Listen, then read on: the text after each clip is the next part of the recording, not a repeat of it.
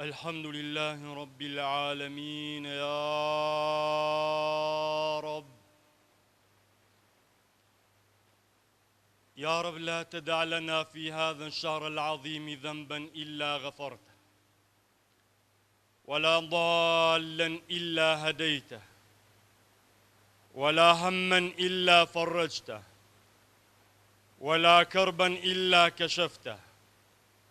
ولا دينا إلا قضيته، ولا فسادا إلا أصلحته، ولا عدوا إلا كفيته، ولا غائبا إلا رددته،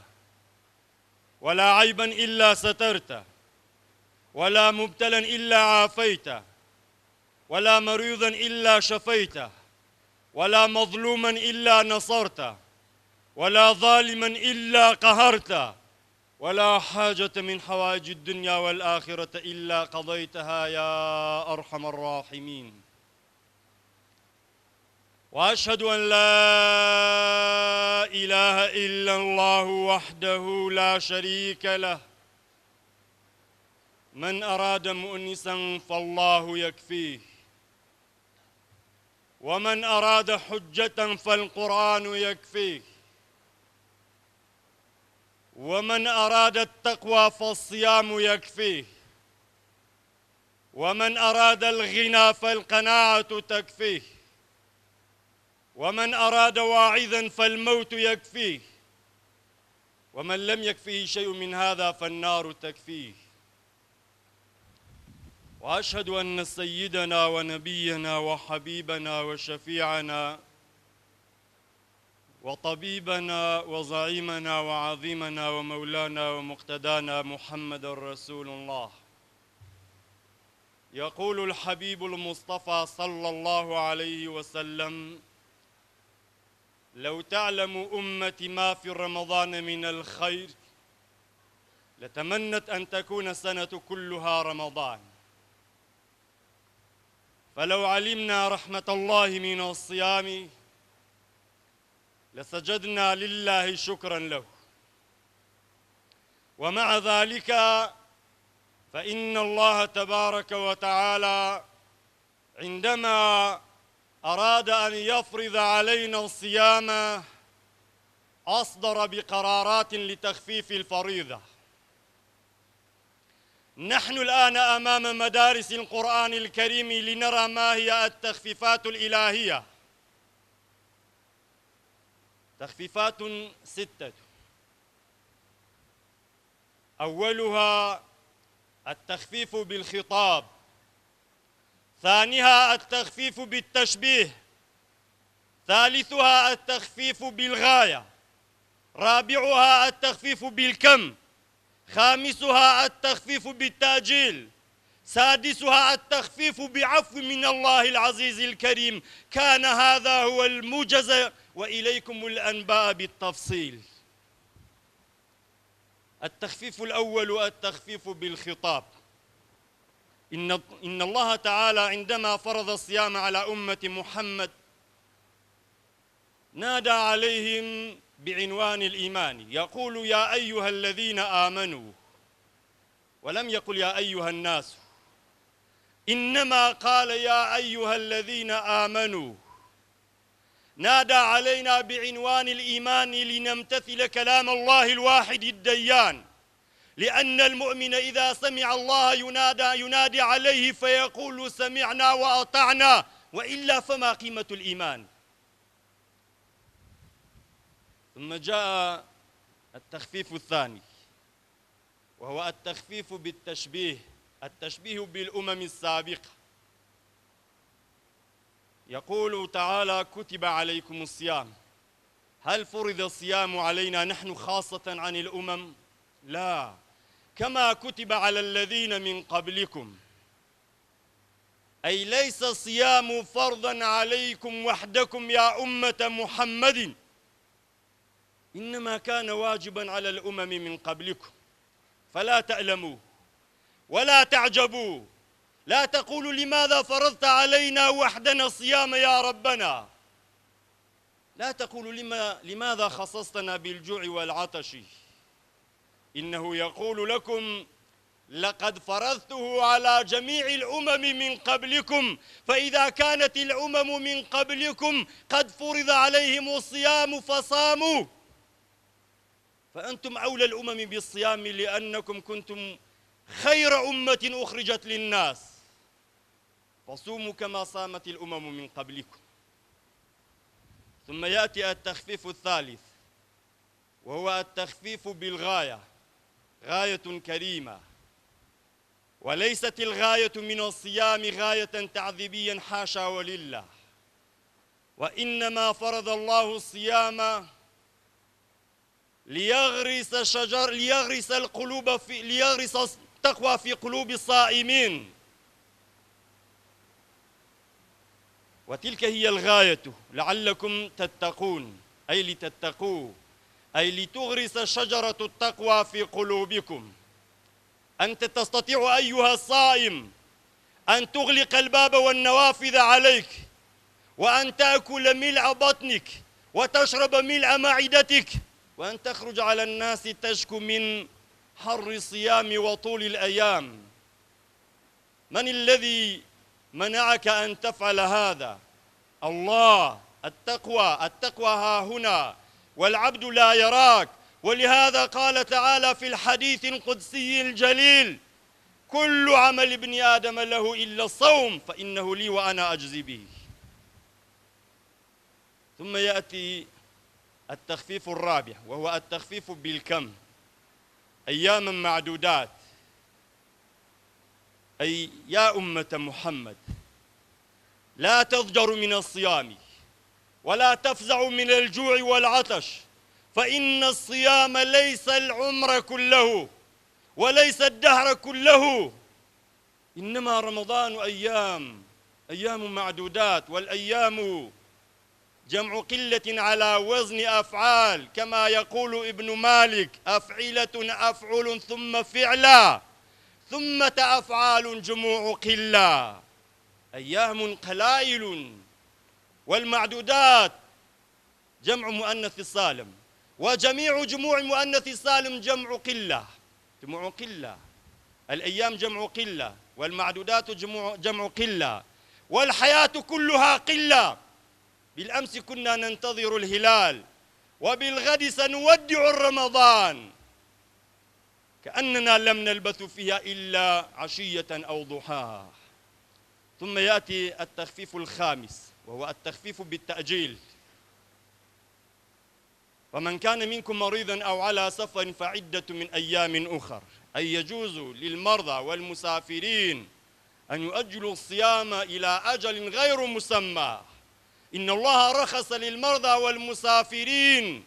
أن يفطروا وعليهم القضاء بعد رمضان. إن الله تعالى عقد اللجنة بعد رمضان للذين سيدخلون في الدور الثاني، ولهم أن يصوموا متفرقة، رمضان متتابع، أما قضاؤه فيجوز تفريقه. ثم يأتي التخفيف السادس، وهو التخفيف بمرسوم إلهي مبارك فيه عفو وصفح جميل. وعلى الذين يطيقونه فدية طعام مسكين، الشيخ الكبير السن والسيدة العجوز والمرضى مرضا مزمنا بحيث لا يستطيعون صيام رمضان ولا يستطيعون قضاء ما أفطروا، فعليهم فدية طعام مسكين يطيقونه، أي لا يتحملونه إلا بشدة وصعوبة. إن الله عفاهم من دخول الدور الأول ومن دخول الدور الثاني، وهناك فرق بين طاقة وبين أطاقة. يطيقونه فعل مضموم الأول، والفعل المضارع لا يضم أوله إلا في حالة واحدة إذا كان ماضيه رباعية، فماضي يطيق أطاقة يعني زالت طاقته، والهمزة هنا تسمى همزة الإزالة، يعني ذهبت طاقته وذهب تحمله بحيث لا يقوى على الصيام أبدا. أوصيكم عباد الله ونفسي أولا بتقوى الله وطاعته، ولزوم أوامره وكثرة مخافته، فإن التقوى شعار المؤمنين ودثار المتقين، ووصية الله تبارك وتعالى في وفيكم أجمعين. دوای حمد و سپاس و تاج بۆ خوای پەروەردیگار، هەزاران درود و سەڵاوات و سەلام بۆ سەرجانی پاچ پێغەمبەری پێشەوامان، ڕەحمەت و بەزەیی و لێبوردن بۆ سەحابە بەڕێزەکان. سوپاس بۆ خوای پەروەردیگار کەوا ئەم ڕۆژ بە خزمەتی بەڕێزتان دەگەمەوە بۆ خوێنەوەی وتاری ڕۆژی هەینی. وازیارم وتارەکەمان مای ڕەزامەندی خوای پەروەردیگار بێت و پاشان بە ئێوە بەڕێز و خۆشەوی سوود بەخش بە ئینشاء الله. ئازیزان، هەروەکو لە ناو مانجی ڕەمەضانین، هەڵبەتە مانجی ڕەمەضان گەورەترین خەڵاتی خوای پەروەردیگارە بە ئوممەتی ئیسلامی بەخشیوە. خوای جەلە جەلالوه نیعمەتێکی زۆر گەورەی لەگەڵ کردوین کە ڕۆژووی لەسەر واجب کردوین. ئێمە نابێ نەک پێمان زەحمەت و ناخۆش بێ، بەڵکو ئەبێ سوزدەی شکر لە بۆ ڕەب العالەمین ببین کە مانجی ڕەمەضانی لەسەر واجب کردوین. بۆ چونکە ئەرکێکی سووک و پاداشتێکی زۆر، چونکە تەکلیفێکی ئاسان و ئەجرێکی نەبراوە، عەمەلێکی کەم و خێرێکی بێحیساب. تۆ سەیر کە ئەگەر ئێستا ڕێکخراوێک خوڵێکی ساڵانە بکاتەوە، خوڵێک بکاتەوە دەورەیەک، جا بەشداربووان تێیدا فێری چەندوانەیەکی گرنگ بن، جگە لەوەش ئەم ڕێکخراوە هەڵسێ پاداشتێکی زۆر بداتە بەشداربووان، پارەیەکی زۆریان بۆ هەڵڕێژێت. هەر یەک لە بەشداربووان حتا ئەمرێ سوپاسی ئەم ڕێکخراوە ئەکا کە ئەم دەرفەتەی بۆ ڕەخساندووە، کە ئەم فورسەتەی پێداوە. دەی بەڕێزان، قەسەم بە ڕەب العالەمین، هەرچی خوڵ و دەوراتی دنیا هەیە بەقەد ڕەمەزان بەسوود و ئیستیفادە نییە. هەرچی ئەجر و پاداشت و پارە و پول و سامانی دنیا هەیە بەقەد ئەجر و پاداشتی ڕەمەزان گەورە نییە. تۆ چی ئەکەی لە ڕەمەزانە؟ تەنها یەک ژەمی خۆراکت لێ قەدەغا ئەکرێ، لە بەرامبەری شات پاداشتی وەرئەگری. ئێمە لە وتاری ڕابردوو لەلایەنی تەندروستیەوە باسی سوود و ئیستیفادەکانی ڕۆژوومان کرد کە چارەسەرە بۆ چەندین نەخۆشی، ویقایەیە لە چەندین نەخۆشی، چەند زڕور و پێویستە بۆ جەستەی خۆمان. ئەو جا لە هەمان کاتە بەرامبەر ئەم ئەرکە سووکە چ ئەجر و پاداشتێک لە قیامەتا بۆ ڕۆژووانان، بۆ ڕۆژووگران ئامادەکراوە. پێغەمبەری خوا صلی الله عليه وسلم ئەفەرمێ: من صام رمضان إيمانا واحتسابا غفر له ما تقدم من ذنبه. ئەوەی بۆ خوا بە ڕۆژوو ئەبێ بەنیەتێک و بەدڵێکی پاک بۆ ڕەب العالەمین، خوای جەلە جەلالوه لە هەرچی گوناهی ڕابردوو هەیە خۆش ئەبێ. پاداش لەوە گەورەتر. ئەبوو ئومامە ئەفەرمێ: قلت يا رسول الله مرني بعمل أدخل به الجنة. ئەڵێ گوتم یا رسول الله کارێکم نیشان بدە ئەگەر بیکەم بچمە بەهەشت. پێغەمبەری خوا صلی الله عليه وسلم فەرمووی: عليك بصوم فإنه لا مثل له. تەنها ڕۆژوو شتێنیە وەکو ڕۆژوو مرۆڤ بباتە بەهەشتی خوای پەروەردیگار، هیچ خێر و پاداشتێک بەقەد ئەجر و پاداشتی ڕۆژوو نییە. لە حەدیثێکی ترا ئەفەرمێ پێغەمبەر صلی الله عليه وسلم: ما من عبد يصوم يوما في سبيل الله إلا باعد الله بذلك اليوم جوعا عن النار 70 خريفا. هەر کەسێ یەک ڕۆژ بۆ خوا بە ڕۆژوو بێ، خوای جەلە جەلالوه ئەم کەسە 70 ساڵ لە ئاگری دۆزەخ دوور ئەخاتەوە. بەرەکەتی ڕەمەضانە کە خوای جەلە جەلالوه دەرگایەک لەو 8 دەرگای بەهەشتای تایبەت کردووە بە ڕۆژووگران. إن في الجنة بابا يقال له الريان يدخل منه الصائمون. لبهشتا دەرگایەک هەیە پێغەمبەری خوا فەرمێ صلی الله عليه وسلم بەناوی ڕەیان، تایبەت کراوە بە ڕۆژووگران لەو دەرگایە دەچنە بەهەشت. خوا بەنسیبمان کات. لە بەرەکەتی ڕەمەضانە لە هەموو شەو و ڕۆژێکی ڕەمەضانە خوای جەلە جەلالوه بێژمار بەندەکانی خۆی لە دۆزەخ ڕزگار ئەکا. إن لله تبارك وتعالى في كل يوم وليلة من رمضان عتقاء.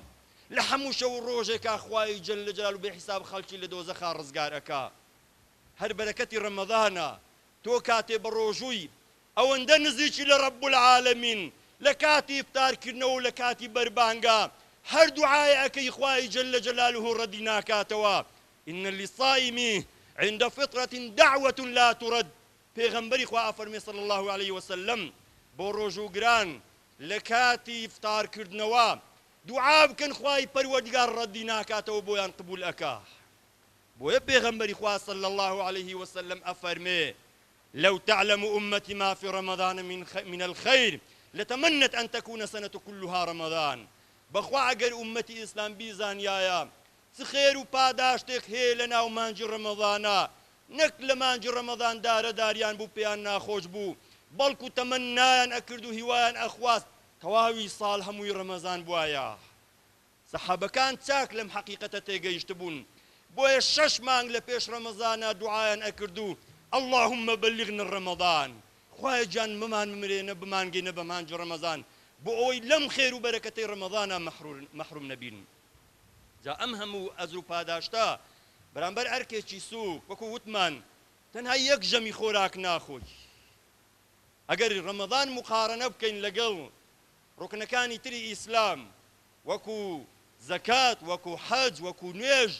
ئەتوانین بڵێن ڕەمەضان ئەخەف الئەرکان الئیسلام. ڕەمەضان سوکترین و ئاسانترین ڕوکنی ئیسلامە، چونکە وەکو نوێژ نییە بەردەوام هەموو ساڵێ لە هەموو کاتێکە، ساڵی یەک جارە، ساڵی یەک جارە، نەک وەکو نوێژ هەموو کات و لە هەموو ڕۆژێکا بیکەی. وەکو حەجیش نییە سەفەری بۆ بکەی، ماڵی بۆ سەرف بکەی و سەفەری بۆ بکەی،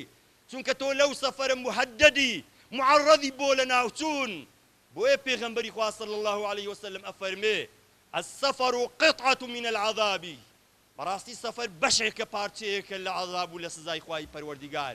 عائشە رضی الله عنها ئەفەرمێ لولا قول رسول الله صلى الله عليه وسلم لقلت العذاب قطعة من السفر. أفرمي أجر لبروتي بيغمبري إخوانا بوايا أموت عذاب بشكل السفر، يعني سفر أو عند قرصة تو ما دام لمالي خود شو يدروا يتر بتايبتي السفر حج كمعرضي لبو تجبون بأنواع مصيبت، ولام تو بالرجوع بي لمالي خوتوا لولاتي خوتوا لنا مالو منالي خوتوا. وهروا وكو زكاتي شنية ببارة بكريت، چونکە پارەدانیش قورسە، بە تایبەتی کەسانی چروک و ڕەزیل. تۆ وەرە کەسێ 100 دەفتەر ئەبێ 2 دەفتەر و نیو ئەبێ زەکات بدا، 2 دەفتەر و نیو لەو گۆڕەوە بەبێ مقابل پێی زەحمەتە قورسە، لەوانەیە نەیدا، بەڵام ڕۆژوو پارەشی تێناچی، کەواتە ڕۆژوو ڕوکنێکی ئاسانە و ئەجر و پاداشتێکی زۆرە، ئەبێ زۆر شکری خوای پەروەردگار بکەین کە خوا ئەم خێر و بەرەکەتەی بەنسیب کردین. لەگەڵ ئەوەش خوای جەل جەلالوه چەند تەخفیفاتێکی دانا بۆ ئەوەی مسلمان مەهما ڕۆژ درێژ بن، مەهما گەرما بیت، مەهما قەیرانەکان سەخت بن، هەرگیز بیر لەوە نەکاتەوە لە ڕۆژوان بترسێت و یاخۆت ڕۆژێک لە ڕۆژەکانی ڕەمەضان بەبێ عوزرێکی شەرعی بخوات. دەبینین خوای پەروەردگار لە 2 ئاەتی قورئانە 6 تەخفیفی داناوە بۆ ئەوەی ڕۆژوو لە سەرمان سووک بێت، هەست بە برسەتی نەکەین، هەست بە قورسایەتی ڕۆژوو نەکەین. لا یەکەم تەخفیفە خوای پەروەردگار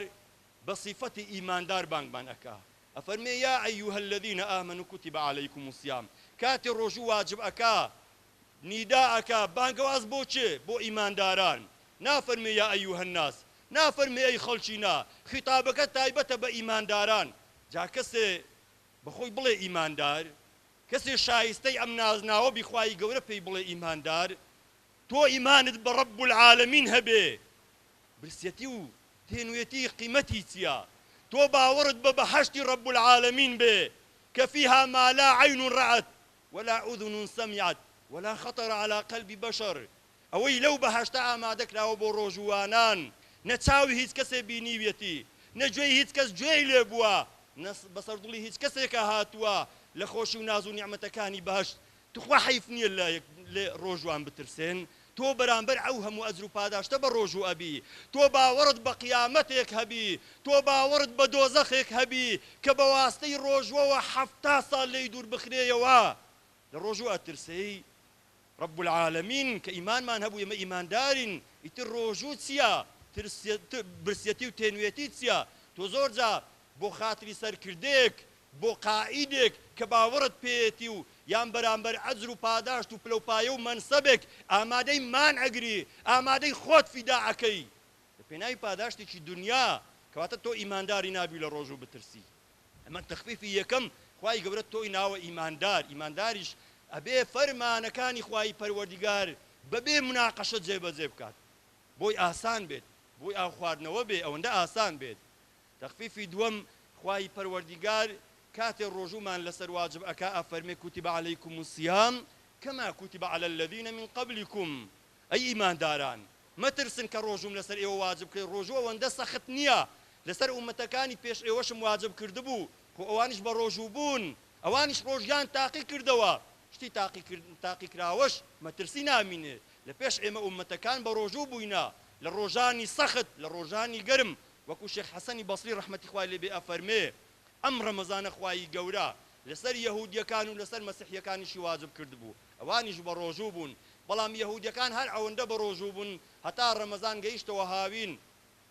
عەفوەن ئەوەندە بە ڕۆژوو بوون هەتاکو دوایە تەحریفیان کرد و لە جیاتی مانجی ڕەمەزان یەک ڕۆژیان دەستنیشان کرد ئەوش ئەو ڕۆژەی کە فیرعەون کە موسا لە دەست فیرعەون نەجاتی بوو ڕۆژی عاشوورا بەڵام مەسیحیەکان ئەوەندە بە ڕۆژوو بوون تا ڕەمەزان گەیشتەوە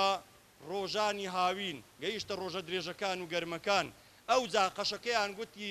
لە جیاتی هاوین ئێمە هەموو ساڵێ پایزان بە ڕۆژوو ئەبین بەڵام ئەمسی ڕۆژە ئەکەین بە 40 ڕۆژ ڕەمەزانیان کرد بە 40 ڕۆژ دواتر قەشەیەکی تر هات نەخۆش بوو گوتی ئەگەر خوا شیفام بدات نەزر بێن لەسەر خۆم و ئومەتەکەم 7 ڕۆژی تر زیاد ئەەکەین ڕەمەزانیان کرد بە 47 ڕۆژ ئەو جا قەشەیەکی تر لە دوای ئەو هات وتی مانای چییە 47 ڕۆژ نەوەڵا ئەیکەین بە 50 ڕۆژ بەڵام لە جیاتی شتی بە لەزەت و شتی چەور و ئەوانە تەنها ئەو شتانە ناخۆین ئەگەر ناشتە سووکەکان و تر شتی خەفەکان ئەیخۆین ئیتر بەم شێوێ دەستکاری عیبادەتەکانی خوای پەروەردیگاریان کرد ئەمەیە کە خوای جەل جەلاله ئەفەرمێ اتخذوا أحبارهم ورهبانهم أربابا من دون الله والمسيح ابن مريم خوا ئەفەرمی ئەوان قەشە و مالم و پاپایان کردن بە خودای خۆیان بە کەیفی خۆیان تەحریفی دینیان ئەکرد و دینیان ئەگۆڕی ئەوانیش ئیطاعیان ئەکردن جا ئەمە تەخفیفێکی ترە یعنی خوای گەورە پێمان ڕائەگەیەنی ڕۆژوو ئەوەندە سەخت نییە خەڵکی پێش ئێمەش بە ڕۆژوو بووە باو باپیرانی ئێمەش لە ڕۆژە سەختەکان بە ڕۆژوو بوونا لە مانجی تەموز لە مانجی شەش دروێنەیان کردووە و کاروانیان کردو و کاری قورسیان کردووە بەخوا نە سپلیتیش هەبووە و نە تەبریدیش هەبووە و نە موبەڕیدە و فێنکەرەوەکان تریش نەبوونا ڕۆژووشیان گرتووە کەواتە ڕۆژوو مەترسینی ئەمەش تەخفیفێکی ترە تەخفیفی پێنجەم تەخفیف بەعادەت بە کەمیەت یعنی چەندیەتی خوای گەورە ئەفەرمێ کە باسی ڕەمەزانمان بۆ ئەکا نافەرمێ ڕەمەزان لە هەموو عمری خۆت بە ڕۆژوو بە نافەرمێ تەواوی ساڵ بە ڕۆژوو بووە نافەرمێ حتا ناشفەرمێ مانگەکی کامل بەڵکو ئەیامن معدودات یان عیدەتە شهور نافەرمێ چەند مانگێک خوای گەورە بە چەند ڕۆژێکی ناو بردووە نەیفەرمێ مانگێک بە ڕۆژوو بن بۆ ئەوی لەلاتان قورس نەبی یعنی چەند ڕۆژێکی کەم چونکە ئەیام بەخۆ جەمعی قیلەیە ئەو جەمعانەی ئەو کوانەی کەوا زۆر کە من بۆ عەدەدێکی کەم بەکاردێن کەواتە ڕەمەزان چەند ڕۆژێکی ژمێردراوە زۆر جاران وا ئەبێ 29 ڕۆژە یعنی بۆ چەند ڕۆژێکی دیاریکرا و ژمێردراو چۆن ئێمە بترسین دوێنێ بوو ئێمە چاوەڕێی مانگمان ئەکرد بەخوا هەر ئاگاشمان لێ نابی ماڵ ئاوایی لە مانجی ڕەمەزان نەکەی تر ژیان ئەو هەیە حیات هەمووی کەمە هەر بۆ خۆشمان وەکو خەون و خیاڵ و فلیمێکە دێت و ئەڕوا تەخفیفی کۆتایی کە بە دەرچوونی مەڕسوومێکی ئیلاهی لەلایەن خوای پەروەردیگارەوە عفوا تەخفیفێکی تر تەخفیفی پێنجەم کە بریتیە لە تەخفیفی تەعجیل یعنی تاخیرکردنی ڕۆژوو کە بریتیە لە ئەوانەی نەخۆشن یاخود مسافرن خوای گەورە ئەفەرمێ فمن كان منكم مريضا أو على سفر فعدة من أيام أخر ئەمەش ئاسانکاریەکی ترە بۆ ڕۆژوانان یعنی ڕۆژوو تەنها لەسەر ئەو کەسانە واجبە کە لەش ساغن لە مالی خۆیانن هیچ عوزرێکی شەرعیان نییە ئەگەر نا کەسێک کە نەخۆش بی نەخۆشەکەی دکتۆرەکەی پێ بڵێت کە ئەم نەخۆشیە بۆ تو زیانی هەیە ئەگەر ڕۆژوو بۆ تو زیانی هەیە ئەگەر بە ڕۆژوو بی یان ئەو کەسانەی کە عیلاجی ڕۆژانەیان هەیە یان ئەو کەسانەی کە مسافرن هەموو ئەمانە خوای گەورە ئەفەرمێ فعدة من أيام أخر ئەوانە لە ڕەمەزان بە ڕۆژوو نەبن لە دەوری یەکەم بەشداری نەکەن یعنی وەکو ئیمتیحان لە دەوری یەکەم بۆ تێ بەشداری نەکەی ئەو ڕۆژانەی کە دەخۆی فعدة من أيام أخر ئەمە موژدەیەکیشی با تێدایە بۆ نەخۆشەکان فعدة من أيام أخر یعنی بێ ئومێد مەبن ڕۆژێ دێ خوا شیفاتان بۆ ئەنێری ئەو ڕۆژانە قەضا بکەنەوە بیگرنەوە هەر کەسێ مسافر بی حەزەکەی با بە تەیارە سەفەر بکە بە سیارە سەفەر بکە هیچ تێنی نەبیت و هیچ برسی نەبی مادام مسافرە وەکو زانان ئەڵێن 80 کیلۆمەتر ببڕێ ئیتر هیچ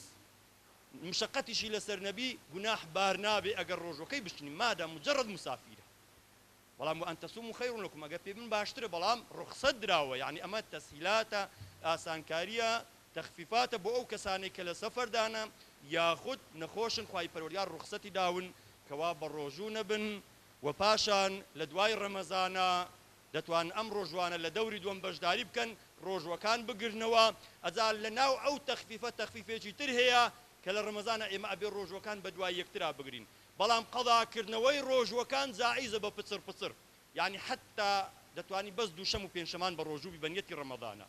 هەم سونەتەکەت بۆ قبولە و هەم ڕۆژ و ڕەمەزانەکانیشت بۆ ئەگەڕێنەوە دەتوانی هەفتە یەک ڕۆژوو لە ڕۆژە کورتەکان لە ڕۆژە ساردەکان قەضای ئەم ڕۆژانە بکەی و خوای پەروەردگار بە ڕەحمەتی خۆی بەڵام ئەوانەی بە عوزرێکی مەشروع و مەقبول ڕۆژەکانیان خواردوونە و هەروە ئەو ئافرەتانی کە لە حالەتی حەیض و نیفاس واتە بێنوێژی یان مناڵبووندان ئەمانەش هەمان حکمیان هەیە لە هەر کاتێ بۆیان گونجا دەتوانن ڕۆژوەکان بگرنەوە دا تەخفیفی کۆتایی وەکو گوتمان مەڕسوومێکی ئیلاهیە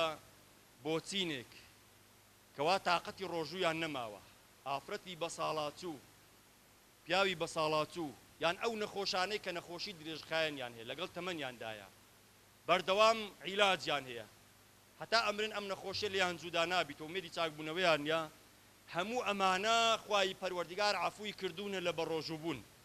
ئەگەر ئیمکانیەتیان هەبی وعلى الذين يطيقونه فدية طعام مسكين ئەگەر ئیمکانیەتیان هەبی ئەوە فیدیەکە ئەدە ئەگەر ئیمکانیەتیان نەبوو ئەویشیان لەسەنیە ئەوەی هیچی نەبی یعنی درست نییە تەکلیف نییە تو بچی پارەی قەرزکەی لە بۆ فیدی ئەوەی نەیبی خوای پەروەردگار ئەو تەکلیفەشی لێ نەکردووە بەڵام ئەوەی تااقەتی هەبی ئیمکانیەتی هەبی کە بە ساڵات وەکو گوتمان تەمەنی گەورەیە تااقەتی بە ڕۆژوبوونی بە تایبەتی لەم ڕۆژە درێژانە ئەوانش بۆیان هەیە بە ڕۆژوو نەبن و لە دواتر فیدیە ئەدەن چونکە یوتیقونه فعلی یوتیقونه فعلێکی مضارع کە ئەوەلەکەی مەضمومە بە ماضیەکەی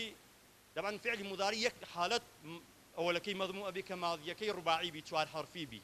ماضی یوتیقونه ئەتاقەیە چوار حرفە يعني ئەتاقە ئەو هەمزەی کە لە ئەوەلی هاتیە فەرقی لە بینی تاقە و ئەتاقە ئەو ئەمزە لە ئەوەلی هەمزەی ئیزالی پێگوترێ يعني تااقەتی لەدەست داوە ئەوانەی وعلى الذين يطيقونه تااقەتیان لەدەست داوە تحملیان نەماوە هەندێک لە تەفسیرەکان نووسیویانە لێرە لایەکە يعني لا يطيقونه بەڵام ئەمە غەڵەتە چونکە ناکرێ لا بۆچی حەزف کراوە لێرە خوای پەروەردگار آخر حکمت چییە بۆچی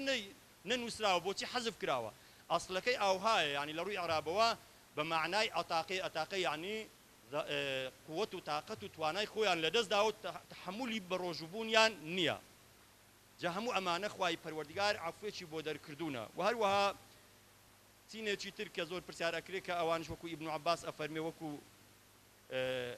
لەژێر ئەم ئاەتە لە ژێرتیشی ئەم ئاەتە جیانە بیتەوە ئەو ئافرەتانەی کە شیری خۆیان ئەدەن بە مناڵ یا ئەو ئافرەتانەی حملیان هەیە بە تایبەتی لەم ڕۆژە مەترسی ئەویانێ زیان بە کۆرپەکەیان بگەێنێ ئەمانەش ڕوخسەت دراون ئەو جا خلافێ لە بینی زانایان بەڵام قەولی ڕاجح ئەوەیە هەتاکو بکرێ ئەمانە ئەبێ بە ڕۆژوو ببنەوە یعنی هەر کاتێ شەرت نییە یعنی زۆر جا ئەڵێن گەیشتەوە ڕەمەزانێکی تر وەڵا دەبی فیدیە بدەی و بە ڕۆژوش بیەوە خوای پەروەردگار دوو کەفارەت پێکەوە دوو فیدیە پێکەوە کۆ ناکاتەوە یان ئەوە تا ئەیگریەوە هەتاکو بۆت بکرێ بیگریەوە بە فیدیە ڕۆژەکە تاویز ناکرێتەوە بەڵام ئەوانەی کە ناتوان مەجالیان یە بەردەوام یان شیری خۆیان یان حملیان هەیە ئەوانە فیدیان تەنها فیدیان لەسەر و فیدیەی تەعام و مسکین کە خوای پەروەردگار دیار کرد زەمی خۆراکێک کە بۆ هەر ڕۆژێک ئەبێ خۆراکی فەقیرێک بدرێ بە ئومێدی خوای پەروەردگار مۆفەقمان بکات و لە ڕۆژووی ڕەمەزان تێمان بگەێنیت و حالیب بین حکمەتەکانی ڕۆژوو بزانین خوای جەلە جەلالوه چ ڕەحمەتی بە ئومەتی ئیسلام کردووە کە ئەو ڕۆژەی لەسەر ئێمە واجب کردووە یا ڕەبی خودای لەبەر دەپاڕێنەوە بە ناوە جوانەکانی خۆت بە سیفەتە بەرزەکانی خۆت بە ئیسمی ئەعظەمت خوایە جان ڕۆژوەکانمان قبول بکە عیبادەت و ڕۆژوو تەراویحمان قبول بکە یا ڕەبی خودایە بەو ڕەمەزانە پیرۆزە بەو مانگە پڕخێر و بەرەکەتە شیفای نەخۆشەکانمان بدەیت بە تایبەتی ئەوانەی کە داوان کرد یا ڕەبی خودای شیفای عاجل و بەخێریان لە بۆ بنێری یا ڕەبی خودای شیفای بریندارەکانمان بدەیت یا ڕەبی خودای لە مردوەکانمان خۆش بی یا ڕەبی خودای ڕەحم بە پیرەکانمان بکەی گەنجەکانمان ئیسلاح بکەی یا ڕەبی خودای خاک و وڵات و نیشتیمانمان بپارێزی لە دەستی دوژمنان لە دەستی زاڵم و دیکتاتۆرەکان و داگیرکەران یا ڕەبی خودای ڕۆڵەکانمان گەنجەکانمان پێشمەرگەکانمان بپارێزی لە بەرەکانی جەنگە یا ربی خدایە بەسەرکەوتووی بە ساغ و سلامەتی بەسەرفرازی بگەڕێنەوە ناو وڵاتی خۆیان ناو ماڵ و حاڵ و مناڵی خۆیان یا ربی خدایە لەبەر دەپاڕێنەوە بەو ڕەمەزانە پیرۆزە تۆی برایەتی و یەکڕێزی و تەبایی و خۆشەویستیمان لەناو بڕوێنی تەفرەقە و جودایی و دووبەرەچیمان لەناو هەڵگری یا ربی خدایە ئەو ماڵانەی کەوا شێوی کەوتێتە نێویان یا ربی خدای ئەوانەی مەشاکیلی عائیلیان هەیە یا ربی خدای بەو ڕەمەزانە ئاشتیان بکەی و ئاشتیان بکەیەوە یا ربی خدای غەم و پەژارە و مەشاکیلمان لەناو هەڵبگری یا ربی خدای ئەوەی مناڵی نییە مناڵی پێبەخشی ئەوەی مناڵی هەیە مناڵەکانی ساڵح بکەی یا ربی خدایە ئەوەی زەواجی نەکردووە بۆی سەهل و سانا بکەی و مرازی شەرعی حاصل بکەی یا ربی خدایە قوتابیەکانمان تەڵەبەکانمان سەرکەوتو و سەرفراز بکەی بە دەرەجەیەکی بەرز و بە خزمەتێک بە خاک وڵات و نیشتیمان و ئاینی خۆیان سەرکەوتویان بکەی یا ربی خدایە هەموو لایەکمان موفقی دنیا و قیامەت بکەی ئامین أقول قولي هذا أستغفر الله لي ولكم ولسائر المسلمين ربنا آتنا من لدنك رحمة وهيئ لنا من أمرنا رشدا